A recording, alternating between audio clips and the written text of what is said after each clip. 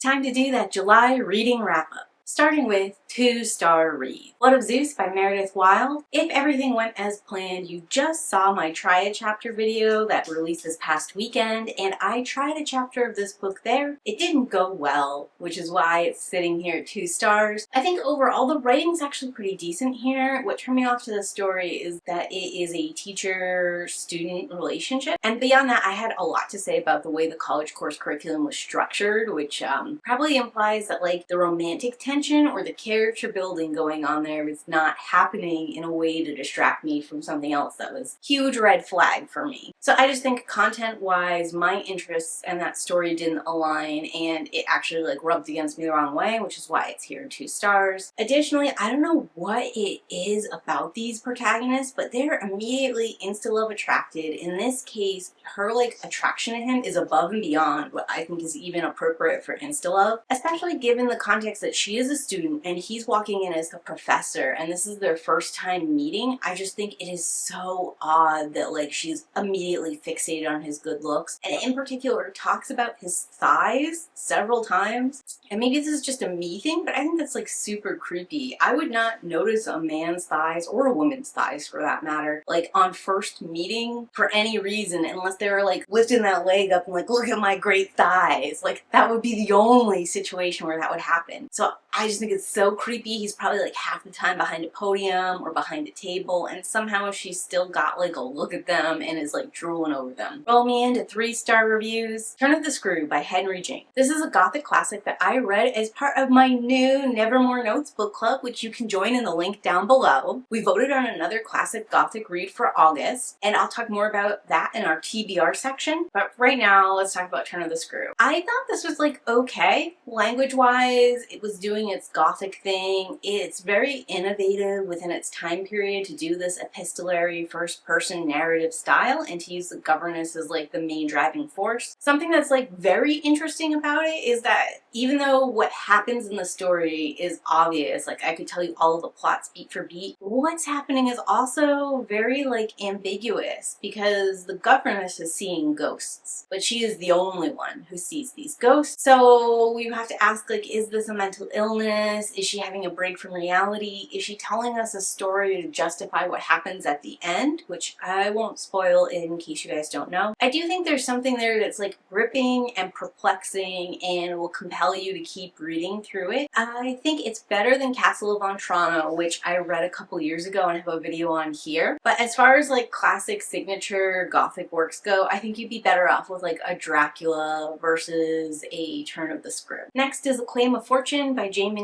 This is the 3rd book in Shifter City, so I won't get too far into it. But something that I've noticed in Jaymin works as a whole is a lot of times I'm in like love with them in book 1. And I'm still going strong in book 2, although slightly weaker, and then book 3 comes and it's like everything I liked and was enjoying, we just like either resolved or put on pause, and we flipped into something that I completely hate. And that's what's going on here in the 3rd book. There was a lot of fun, sort of like camp wild, kind of laughable sort of things going on here. I was having a good time. In particular, I was really appreciating that this is a why choose romance, where Jaymin often writes the protagonist and the love interest, and then there's a bunch of guys around the love interest, and it feels like they should also be love interest for a protagonist, but they're not for some reason. In this case, she just like commits to like all of the different guys being a love interest for the one girl. And I think she also does a great job giving each one of these characters a personality, all their own, a separate backstory, a different kind of relationship, both like in between the guys and in between the girl and them. So that was cool. There's not a lot I can say about what specifically I didn't like about this story without giving away like book 1, 2, and 3, because what I really hated happens at the end of book 3 and is leading us into book 4. I disliked it enough that I'm not sure if I'm gonna read book 4, but that's like a just 2026 problem. Moving me into The Indigo Room by Stephen Graham Jones. This is part of the Amazon Original Stories Shivers collection, and as such there is going to be a longer review about this story there. That said, this This is a perfectly adequate story. I think Stephen Graham Jones is doing his thing at a pretty high execution level here. The first 2/3 of it I think are great, and then the back like third it starts to meander and waffle. It's kind of hard because the premise of the Indigo room is that this woman sees something in the dark of a conference room, and then obviously it's sort of like a Chekhov's gun of, is this a prediction, or like has her seeing it in this room made it come to be sort of dealio. So we're kind of like have that sort of Damocles hanging over our heads and we're waiting for things to get gruesome because otherwise everything's pretty mundane. And I won't spoil exactly what happens there, but it is hard when that's your setup premise to do anything that's really horrific or really surprising or like 100% twists, and is also satisfying for the setup you've provided at the front. I think Jones does well balancing it. I think the ending is acceptable, but it's not superb, and that's why it's here at 3 stars. There was a lot I really liked about it. It's very like quick paced. It's got like that Aaron Sorkin dialogue sort of speed go on, and that's really nice in a short story. I don't think it's going to appeal to everyone. I know that a lot of that has been considered like a millennial kind of talk or like a Gilmore Girls sort of quippiness level, but I do have fun with that, and it is a style I personally enjoy, so I liked it here in the Indigo room. The Blanks by Grady Hendrix, also part of the Shivers collection. There's not a lot to say about this story. It's fine. I think it's overwritten and it overstays its welcome, and that's why it's here at 3 stars. The main premise is this family goes vacationing on a beach island, and there's something kind of like unusual that goes on at the island, but everything is fine as long as you don't interact with that unusual thing. And then unfortunately for us, one of the sons interacts with the unusual thing, and now we're sort of like in a rush to both explain what the unusual thing is to the audience, explain what the outcome is if you interact with it, and like obviously the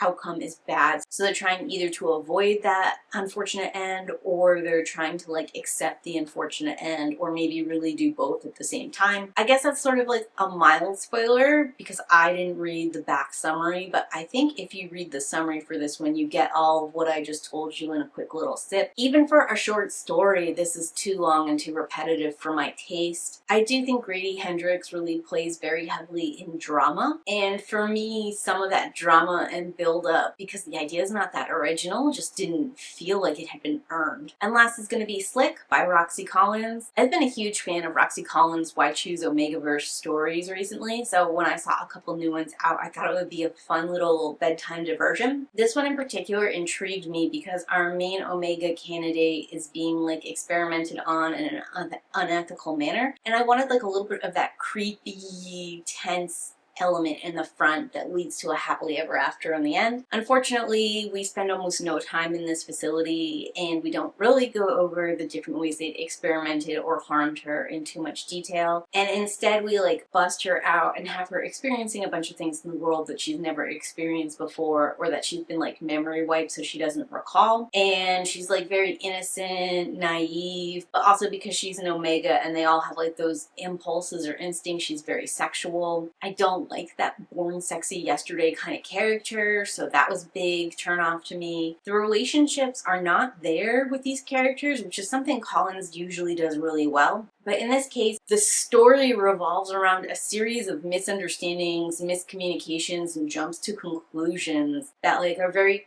quick and back and forth and really prevent character growth, development, or interaction in a way that I found highly frustrating. If we were talking just about my personal enjoyment, it's probably a little bit closer to a 2 than a 3, but overall Collins still does a really good job with her writing and structure and format, which is unique in an Omegaverse sort of story, and unfortunately, I guess for the genre, it gives her like an extra star or extra marks just to start because it's so unusual to get something that has decent grammar and style. Rolling me into 4-star reads. Bury Your Bones in the Midnight Soil by VE Schwab. This was the Weirdo Book Club read for the month, so I will be discussing it further with them soon. Really liked this. It had a lot to chew on, and I'm in the middle of scripting like my own take on it. The marketing is a little bit deceptive because it's calling itself like a toxic sapphic vampire read. It's sapphic in that the main female vampires we discuss are lesbians and have an interconnected relationship with each other, but not so much in like a we're going out on dates, we're romancing each other, we're having hot steamy scene time together. I would say it has like a shadow of the queer little inside peek you get for relationships in like an Anne Rice Vampire Chronicles kind of feel. Like over there in Vampire Chronicles, you get much more on that longing, that needing, that companionship, and a certain level of romance and relationships than we're getting here in this story. So if you're coming here specifically for like that sapphic relationship element, I just don't think you're gonna see that. But one thing I think it does really well is like this multi-generational examination of queerness and society and what that person's place or options are. And I love to have like a mix of characters, and we definitely have one character in here who's a baddie and one character in here who is at least attempting to be sweet, and then another character that's just trying to get by. And I really like the dynamics of those three. I like where they are in the timeline and what that means for them. Really, the only reason this is at 4 stars instead of 3 stars, the narrative structure is given from a limited third-person point of view with each of these female vampires taking the lead. And while we need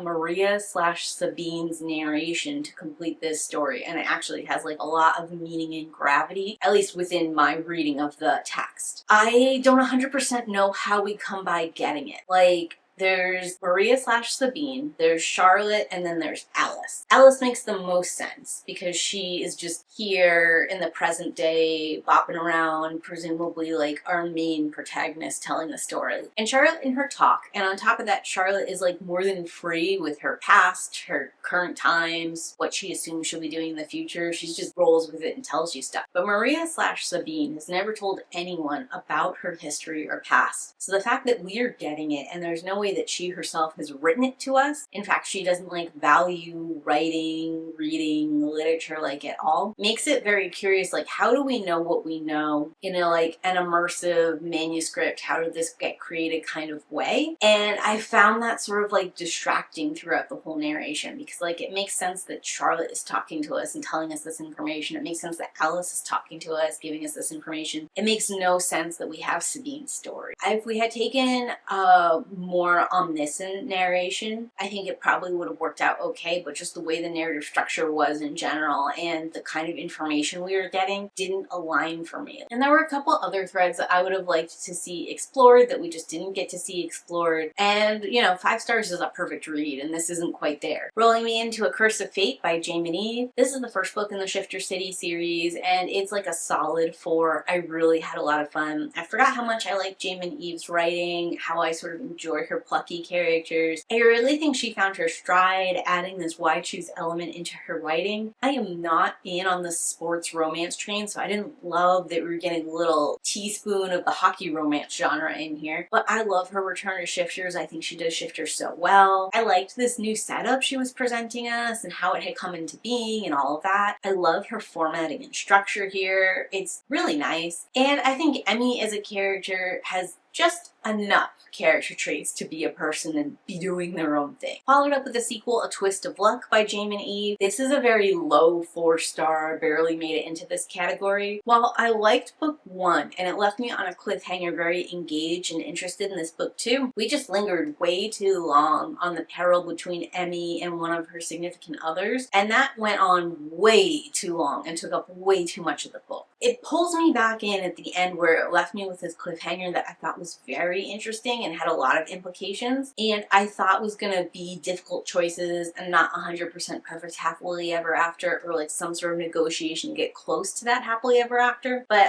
obviously the third book sort of fails in the landing there because it's down lower star tiers. Unbonded by Roxy Collins. This book is in the same universe as House Omega or Alpha Club, and it's a great return to form. I enjoyed both of the previous 2 books, but I did think that the Alpha Club was not as good as House Omega, and I was a little bit worried everything after would be lesser than the first. But this really took me back to the House Omega roots, as it were, because we're focused in on these different characters, their personalities, their habits and quirks and hobbies. I love that we like reintroduced fashion and trendiness. This Omega has like some goals and desires and is sort of keeping track of all this stuff that's nice. And it was like a good way to fold back in House Omega and Grace in a way that I thought was more, pardon the pun, graceful. Then we got like a little cameo from Grace in book 2. I loved all the different dancer rehearsal stuff we were getting from Dash. The other alphas and their hobbies, like the jewels and the being an accountant, I could take or leave. But like they had other personality traits that were interesting. There is some disability representation in this. I'm on the fence about whether or not it's good or accurate. There's parts of it that I think work, but in particular there was one scene where the character were in his head and he's talking about like, why do I always have to be so stupid, or could I ever love, or something like that. And I really didn't like that. Not so much because like a character with disabilities can't doubt themselves or like compare themselves to the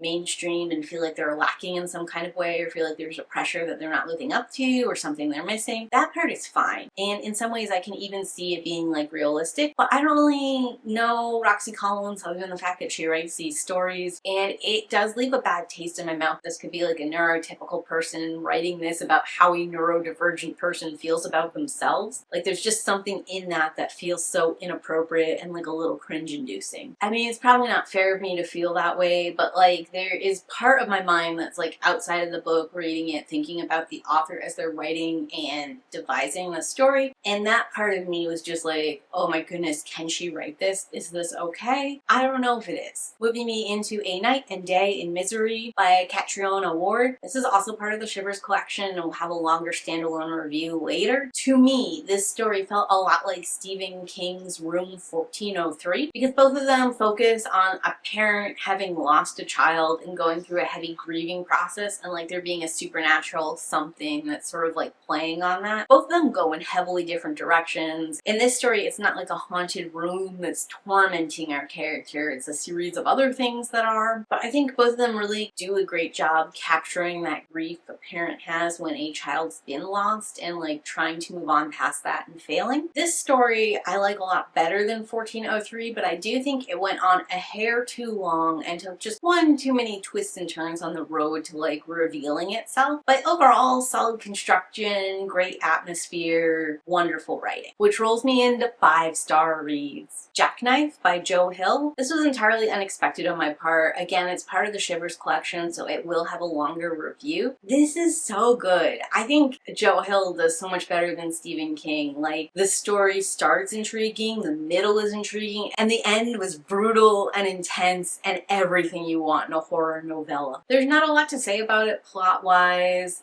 This guy is going through a breakup with his wife that's his fault, and he isn't willing to take ownership of it, and he stumbles across a sycamore with a jackknife in it. And I won't go into any more detail than that, but things go where they go. There are a couple dangling ends at the end of this, but I think that's perfect. Like, you don't want horror to have too neat of a wrap-up. You want it to feel sort of like a crime scene that needs cleanup. And that rolls me into my ongoing reads. I did start The Vampire Lestat by Anne Rice. I'm through part 1 and starting part 2. This is the first time I've read this book since I was in high school, and I'm really loving it. Right now, what's striking me most about it, that same feeling of bright optimism for the future and for humanity as a whole is something that is like ever present and really charming about Bram Stoker's Dracula. So I'm just feeling really connected like to that classic work and this work right now, and really enjoying that moment. I'm also still reading The Paranormal Ranger by Stanley Milford Jr., although admittedly it's taken like a huge backseat. I'm only like a third of the way through it, and I'm really not enjoying Milford as a person right now, which I know that sounds awful, but unfortunately it's a memoir / biography, so I don't know what to say except I don't like him as a person, or at least I don't like his conclusions he's drawing based off of his experiences. I still want to read about his experience, but it's becoming increasingly difficult to do that. And I'm about 2/3 of the way through We Live Here Now, and I do plan to finish that. I'm not loving that reading experience either, which is part of why it's dragging for me, but it's here on the list. I still intend to finish it. Something that's indefinitely paused is Forbidden Creatures. I just have way too much stuff to do in August and September and October, and if we're that far out and I don't know when I can get to Forbidden Creatures, I'm just tentatively putting it on pause. As far as TBRs and planned readathons, I've got so many things I want to join in and be part of this coming month. I'm really really excited about it. For starters, I want to recommit to the Read What You Own. There's not going to be an Unstuff Your Kindle challenge this particular month because July they had Unstuff Your Kindle. But Read What You Own happens every month all year long, and I just want to get back to reading titles that I know I already have on my e-reader. I also ended up joining the hardest reading challenge you'll ever do, number 2. This is posted by Qwordy, and it started on July 7th, and it goes for a full year. And I'm playing points mode right now. I don't think I'm going to try for the bingo board or the prompts. I think the points is going to be enough for me. But I'm having a lot of fun keeping track of my books and like giving myself points for various things. I think it's going to pair well with reading what I own and maybe give me an opportunity to do that reading goal of actually writing reviews for things that I wanted to do this whole year and have sort of blown off. The Never Moreathon is happening this August. It's going on all month and is being hosted by Chaos and Bookland. She separated us out into teams, and I've joined the cast of the Amontillado team because it's the vampire team, and I think that bingo card is the one that I have the best chance of completing. There is a group reading book which I've picked up, My Darling Dreadful Things by Johanna Van Veen, and then the cast of Amontillado has a specific book read too, and that's going to be In Every Generation by Kendra Blake. I'm really excited for both of these books, with My Darling Dreadful Things sort of being on my list for a while as something like creepy and terrifying and a little bit off that I would personally really like to dive into. I didn't know anything about In Every Generation until I joined the readathon, and it is like a Buffy the Vampire thing, and I'm a pretty big fan of Buffy, so I think I might be into this book too, but we'll see. There's also a month-long readathon called the Fiction Falls Readathon that's being hosted by Amanda's Booktopia. I just think it has really good synergy with the Never Moreathon and with Read What You Own. The bingo prompts there are like pretty cover or like on the TBR list, all stuff I feel like I could manage pretty easily. There's also Audio August, which is being hosted by Olivia Crafts, and as the name suggests, it's a readathon that celebrates listening to audiobooks during the month of August. She has a bingo card. I'm probably not going to complete it, but I do have 4 or 5 things that I've managed to reserve on audiobook that I am listening to, and I feel like it would be fun just to acknowledge that I'm listening versus reading with my eyes and sort of celebrate that as an opportunity. There's also the Full Moon Readathon, which is going on from the 13th to the 20th and hosted by Jan Agathan. The prompts there are really simple and they pair well with the Never Moreathon and with a couple of things I have already on my TBR, so that's why I'm joining that one. For my book club,